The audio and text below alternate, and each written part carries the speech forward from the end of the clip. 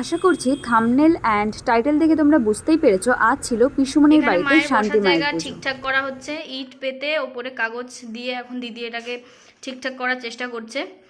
High করো, ঘুরে বেড়াচ্ছে। আর আমাদের বাড়ির পরিস্থিতি ঠিক এরকম।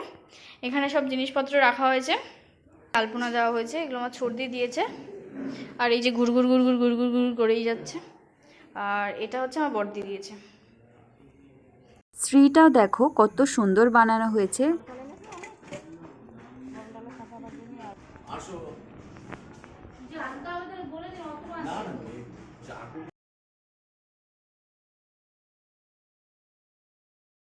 আর একদিকে চলছে রাত্রিবেলায় যে রান্নাবান্না হবে তার প্রিপারেশন।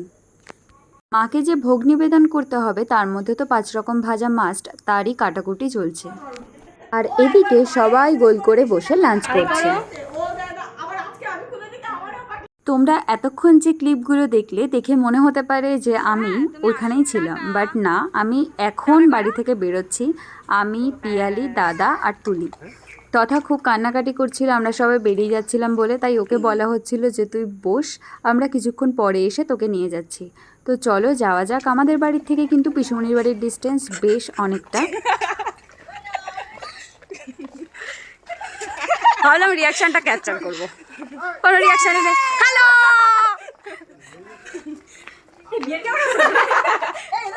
আমরা যে যাচ্ছি এটা কিন্তু ওরা কেউ জানতো না, তাই ভেবেছিলাম ওদেরকে একটু সারপ্রাইজ দেব।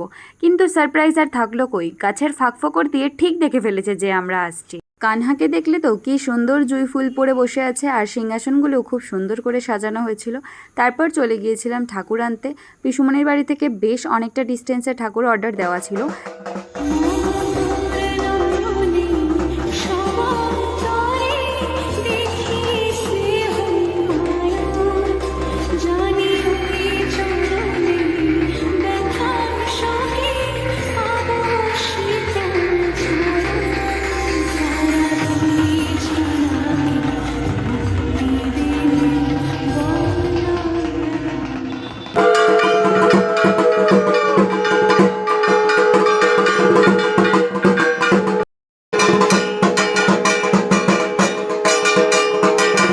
মাকে বরণ করে নেওয়ার পরে এবার মাকে নিয়ে ঘরে ঢোকা হচ্ছে। পুজোটা পুরোপুরি কেয়ার নামেই দেওয়া হয়েছিল, তাই ঠাকুর ঘরে আনা থেকে শুরু করে বিসর্জন পর্যন্ত যতটা নিষ্ঠা ভরে মানা সম্ভব ও কিন্তু মেনেছে।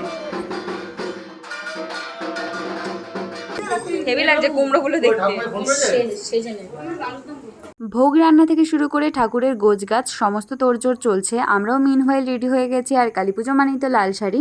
কমেন্ট করে জানাও আমাকে কেমন লাগছে। এখানে দেখো ঠাকুর বসেও গেছে, আর নৈবেদ্য আরও যে সমস্ত জিনিসপত্র লাগে সেগুলোই এখানে গোছানো হচ্ছে। তারপর আমরা বসে পড়েছিলাম খেতে। মেনুতে ছিল ফ্রাইড রাইস আর আলুর দম, আর চাটনি পাঁপড়, রসগোল্লা। এই একটা চিহ্ন আমার পিসুমনির বাড়ির। দাদা আমার ফটো দেখলেই কিন্তু বোঝা যায় যে পিসুমনির বাড়িতে আছি। আগেই যেহেতু বললাম পুজোটা কেয়ার নামে ছিল, তাই ওকে প্রথম থেকে শেষ পর্যন্ত প্রায় থাকতেই হয়েছিল পুজোর ওখানে। এখানে আবার আরেকজন আমার পিছন থেকে টুকি মারছে। দাদা জানো তো শুয়ে পড়েছিল। দাদাকে আমি বলেছি তোমার সাথে একটাও ফটো তোলা হলো না, আবার চলো। দাদা আবার উঠে পাঞ্জাবি পরে চলে এসছে আমার সাথে ফটো তুলবে বলে। বুঝতে পারছো কত রকমের ফালতু বায়না। ইনি কিন্তু পুরো ভোগের দায়িত্বে ছিলেন। বলতে গেলে পুজোর অনেকটা অংশ একা হাতে সামলেছে, তাই খুব এক্সস্টেড। বাট তাও লাল শাড়ি পরে সুন্দর করে রেডি হয়েছে, তাই ওকে কেমন লাগছে সেটাও কিন্তু তোমরা কমেন্ট করতে ভুলো না। আর ইনি তো নিজের লুকটা নিয়ে একদমই স্যাটিসফাইড ছিলেন না। যেহেতু ওর নামে পুজো, তাই ওকে নতুন বস্ত্র পরতে হয়, তাই এই শাড়িটাই পরতে হয়েছে। মানে ও প্ল্যান করেছিল অন্য কিছু আর পরতে হয়েছে অন্য কিছু। এই সেই আমার ফেভারিট নিয়ম 108 প্রদীপ জ্বালানো, তার তোড়জোড় চলছে। আর তোমরা কি লক্ষ্য করেছো শান্তি মায়ের সাথে কিন্তু আমাদের কানহাও বসেছিল।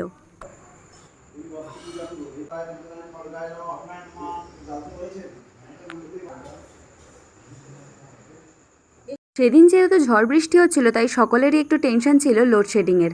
আর লোডশেডিংটা কোন সময় হলো দেখেছো? যখন 108 প্রদীপ জ্বলার মুখে ঠিক সেই সময়। মানে শান্তিমা কোনো রকম কোনো অসুবিধাই কিন্তু হতে দেয়নি। আর অন্ধকারে এই 108 প্রদীপ জ্বলার মুহূর্তটা যেন একটু বেশি সুন্দর লাগছিল। এদিকে হোমযজ্ঞও শুরু হয়ে গেছে। পুরো ভ্লগটাতে আমার পিসুমণিকে কিন্তু খুব অল্পই দেখা গেছে, বুঝতেই পারছো বাড়িতে অনুষ্ঠান মানে কতটা হেডেক থাকে। এইখানে আমি শাড়ি চেঞ্জ করে নিয়েছি বিকজ আর গরমে পারছিলাম না। একটা কুর্তি পরে নিয়েছি নর্মাল, তাতে করে একটু হলেও শান্তি ফিল করছিলাম।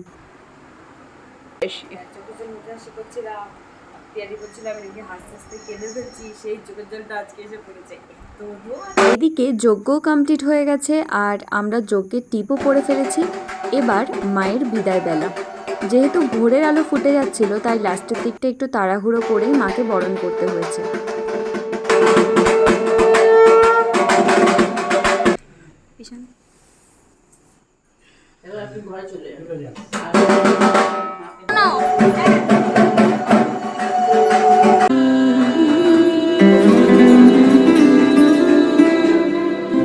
দেখো আলোয় আলো আকাশ, দেখো আকাশ তারায় ভরা, দেখো যাওয়ার পথের পাশে ছোটে হাওয়া পাগল পারা, এত আনন্দ আয়োজন সবই বৃথা আমায় ছাড়া,